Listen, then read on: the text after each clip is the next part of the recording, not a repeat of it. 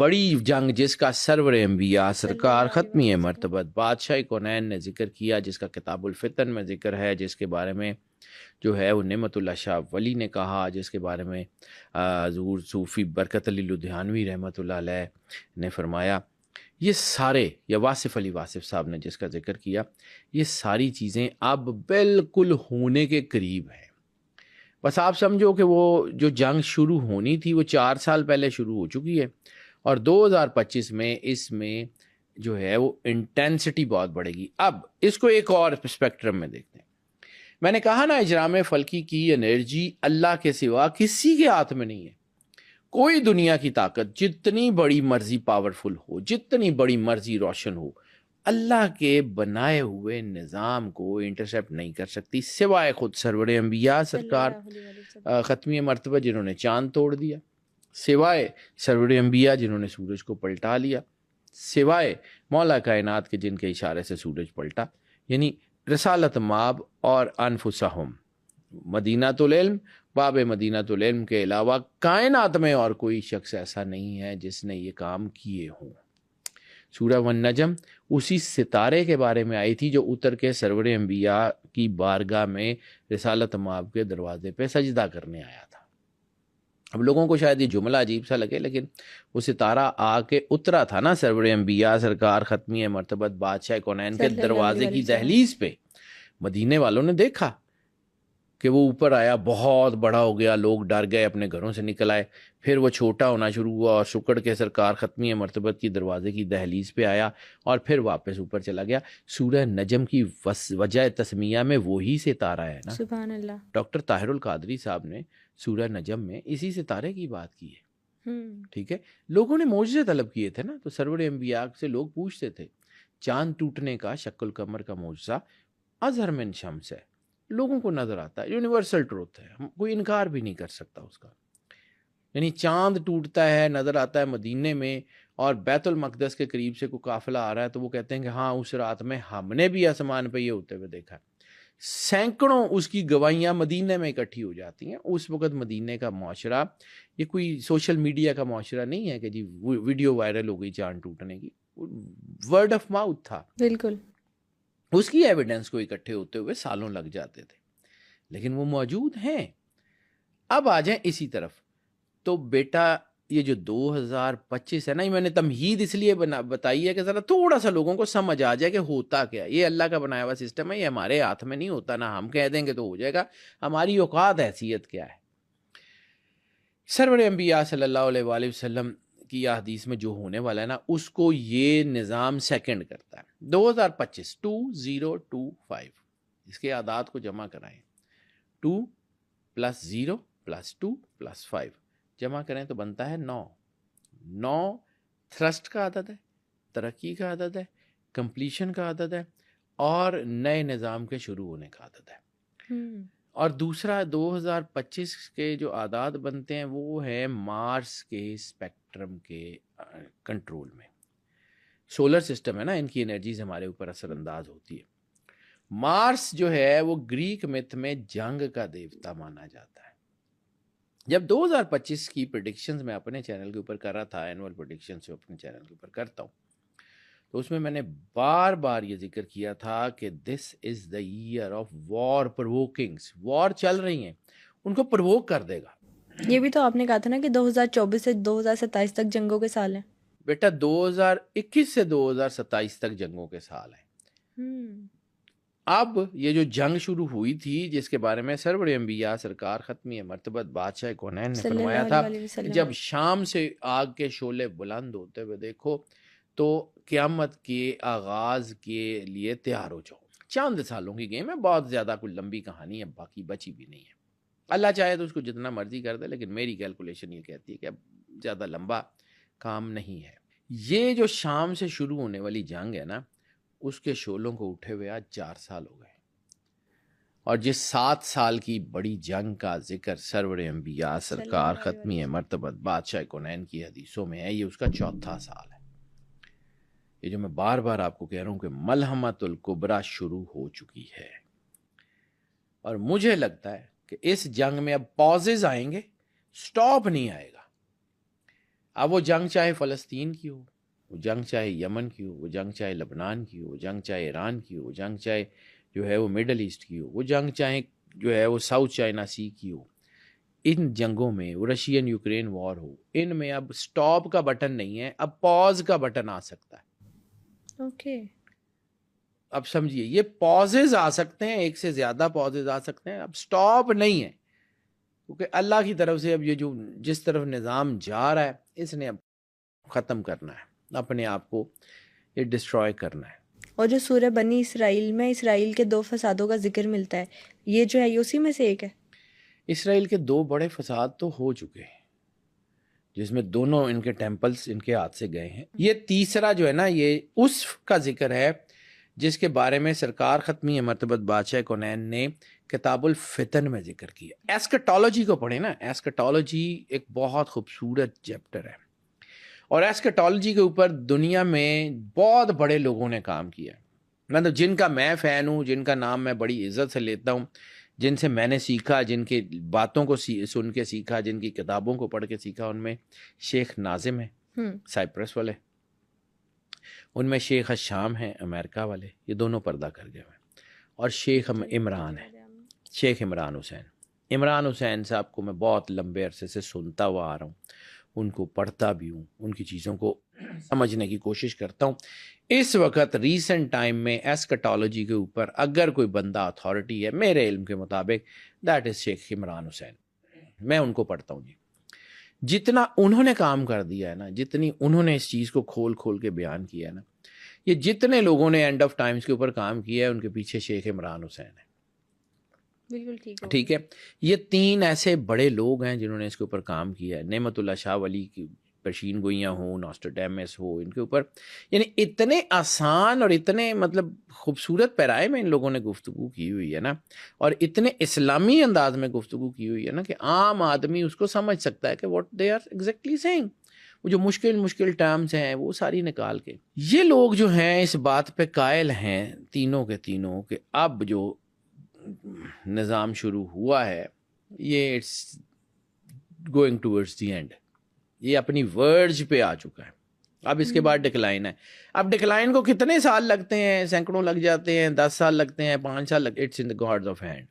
لیکن اب معاشرہ ڈکلائن کی طرف آئے گا، وہ اپنی پیک کے اوپر چلا گیا، اپنی سائنس کی پیک کے اوپر چلا گیا، یعنی آپ نے کلوننگ بھی دیکھ لی، آپ نے ایک ایک چیز دیکھ لی، اے آئی کو، آپ نے مشین جو ہے وہ وزڈم کو دیکھ لیا، اب وہ اپنے ڈکلائن کی طرف آئے گا۔ یا عام پیرائے میں سرور انبیاء سرکار ختمی مرتبت بادشاہ کونین نے نریٹ کیا ہوا ہے ایک ایک چیز کو۔ کتاب الفتن کو چھوٹی سی کو 50-60 حدیثوں کی کتاب نہیں ہے، وہ بہت بڑی کتاب ہے، اس میں سینکڑوں حدیثیں ہیں، سینکڑوں، اور اس میں ایک ایک چیز کا ذکر ہے کہ یہ ہوگا، یہ فلاں ہوگا، فلاں ہوگا۔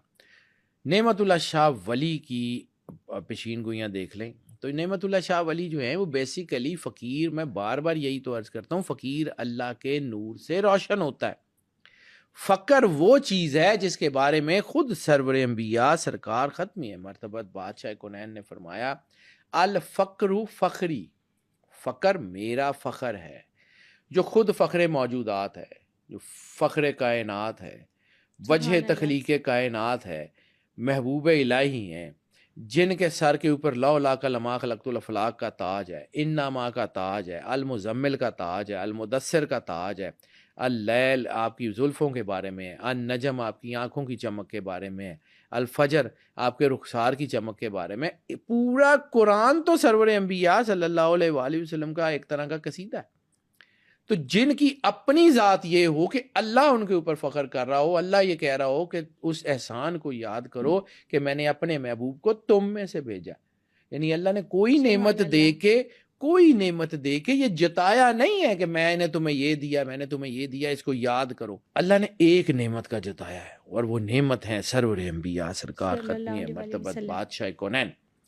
اور سرور انبیاء بادشاہ کونین کا جو ہے وہ لیول، ان کا جو ہے وہ ہم تو اصل میں ان کو سوچ ہی نہیں سکتے نا، ہماری تو وہ مطلب اس سے باہر ہے، بیونڈ آور تھنکنگ۔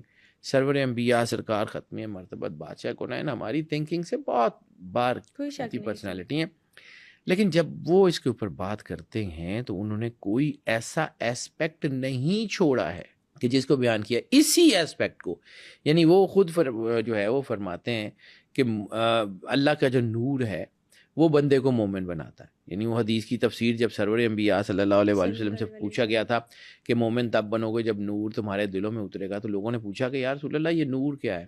تو فرمایا کہ ایمان جو ہے نا، اسلام پہ عمل کرنے کا نام جو ہے وہ نور ہے.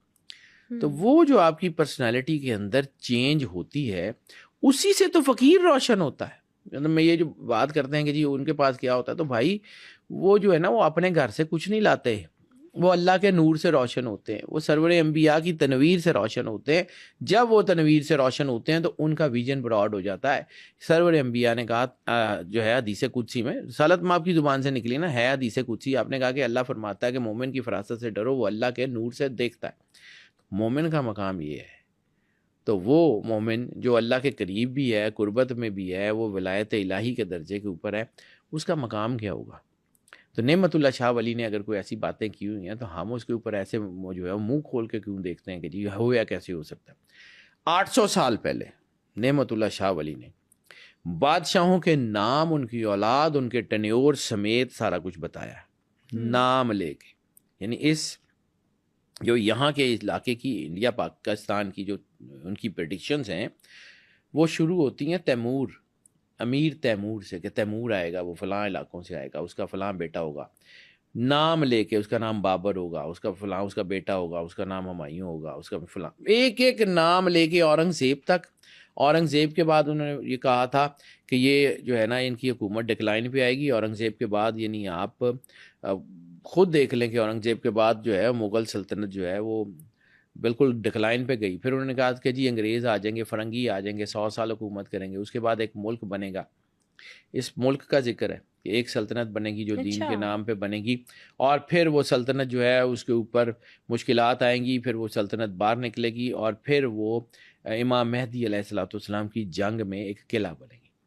کرنا ہم نے ہے، لیکن ہم کون ہوتے ہیں؟ اللہ ہو سکتا ہے، اللہ اس بات پہ قادر نہیں ہے.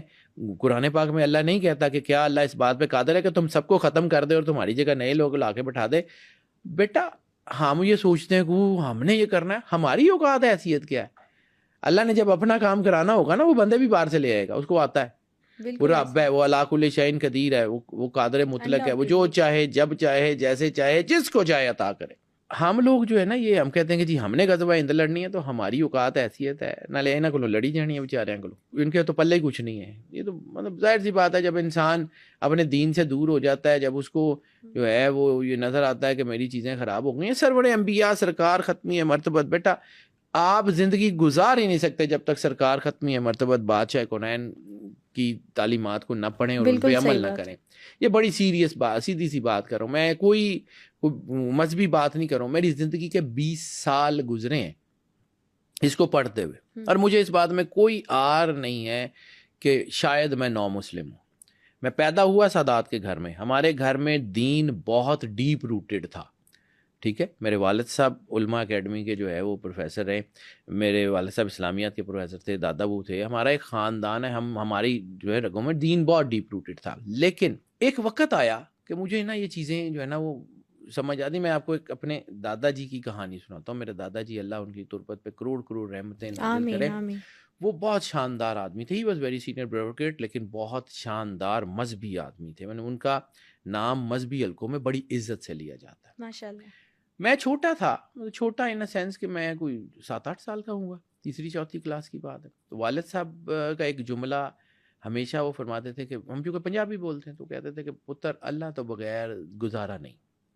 میں چھوٹا تھا، تیسری میں ہوں گا یا چوتھی میں ہوں گا. میں دادا ابو کے پاس چلا گیا. میں کہا دادا ابو، پنجابی میں بتاتا ہوں، میں کہا دادا ابو ہے جڑے ابو کہندے نے کہ اللہ تو بغیر گزارا نہیں، تے اے جڑے اللہ نو نہیں مانتے مردے کیوں نہیں؟ تو مجھے ان کا ایک جیسچر یاد ہے، ان کا لہجہ یاد ہے. انہوں نے اینک اتاری، اخبار پڑھے تھے، اخبار رکھا، تو مجھے کہتے ہیں کہ پتر گل بڑی آسان ہے، اور تو اس ایج دے وچ ہے، اس عمر دے وچ ہے کہ تینوں میں سمجھاواں تے سمجھ آ جائے گی، لیکن ساری زندگی پتر تینوں اے رہے گا. میرے دادے نے دسیا سی، مجھے وہ جملہ یاد ہے آج تک. انہوں نے کہا سی پتر کوئی لوڑ نہیں کلمہ پڑھن دی، جدن تینوں آپ لگے نا کہ تو بالکل ٹھیک رستے تھے، ادن پڑھی کلمہ. پھر انہوں نے ایک کتاب دی مجھے، اس وقت سب سے پہلی جو تفسیر کی کتاب دی وہ میرے دادا جی نے دی. میں نے وہ شروع کی، قرآن پاک تفسیر سے پڑھنا شروع کیا، حدیث پڑھی. زندگی میں نے کوئی 20 سال اس کے اوپر ریسرچ کی، یعنی اس وقت سے لے کے. تو میں نے جس وقت کلمہ پڑھا نا بیٹا، یہاں سے میں کچھ 23-24 سال کا رہا ہوں گا. ٹھیک ہے، تو 23-24 سال جب میں نے یہ کتابیں پڑھی، حدیث پڑھی، فقہ پڑھی، اس کے بعد جب مجھے سمجھ آئی کہ yes I am on the right path, اس وقت میں نے کلمہ پڑھا. اس وقت میں نے جا کے مالک سے دوبارہ کلمہ پڑھ کے کہ مالک آج جو ہے نا یہ میرا یہ پہلا دن شمار کریں. وہ ٹھیک ہے، میں نے کلمہ پڑھا، پیدا ہوا ان کے گھر میں، لیکن پھر میں نے دین کو سیکھا. اور یہ سچی بات ہے بیٹا، یہ مطلب میں کوئی اپنی وہ نہیں کرا. کتاب سے میرا نا شوق میرے دادا جی نے ڈال دیا تھا، کتابیں پڑھنے کا شوق ڈال دیا تھا. اس وقت یہ انٹرنیٹ نہیں ہوتا تھا کہ ہم نے اس کو ڈاؤن لوڈ کر لیا تو پڑھ لیا. اس وقت ہمیں کتابیں خریدنی پڑتی. میں گھر سے کپڑے لینے جاتا تھا، کتابیں لے کے آ جاتا تھا. یہ بھی ایک دور رہا میرا. تو پھر اس کے بعد جب میں نے یہ کلمہ پڑھا تو مجھے سمجھ آیا کہ واقعی اگر اللہ یہ کہتا ہے نا کہ ان الدین عند اللہ الاسلام، تو واقعی یہی ہے. آج میں بڑی کنوکشن کے ساتھ، بڑی بالکل کرسٹل کلیئر ویژن کے ساتھ یہ بات جانتا ہوں کہ رسالت مآب سرور انبیاء سرکار ختمی مرتبت بادشاہ کونین سے جو ہے علاوہ دنیا میں کوئی اور ہدایت کا راستہ ہے ہی نہیں. سارے راستے ٹھیک ہیں، انبیاء کے تھے، لیکن سرور انبیاء سرکار ختمی مرتبت بادشاہ کونین کا راستہ حقیقت ہے. اب جب ہم اس راستے سے دور ہوتے ہیں تو بیٹا اندھیرا ہوتا ہے. میں بار بار کہتا ہوں کہ شیڈز کو سمجھیں. یعنی یہ اب میں ایسے ہاتھ رکھا ہوا نا تو یہ شیڈ پڑا ہے نا یہاں پہ، اس کا مطلب ہے کہ اس لائٹ اور اس کے درمیان کوئی چیز آ گئی، کوئی بلاکیج ہے. جب بھی آپ کی زندگی میں شیڈی ایریاز آتے ہیں، آپ کے ویژنز بلاک ہوتے ہیں، آپ کی چیزیں سمجھ نہیں آتی، آپ کو اپنے اندر کے ویژن سمجھ نہیں آ رہے ہوتے، راستہ نہیں مل رہا ہوتا، اس کا مطلب ہے آپ کے اور اللہ کے درمیان کوئی نہ کوئی ایسی چیز ہے. اب یہ کہانی سنانے کا مقصد صرف یہ تھا کہ اس وقت اگر ہمیں راستہ چاہیے تو صرف اور صرف سرور انبیاء سرکار ختمی مرتبت بادشاہ کونین کے بتائے ہوئے طریقے پہ عمل کرنے سے ملے گا.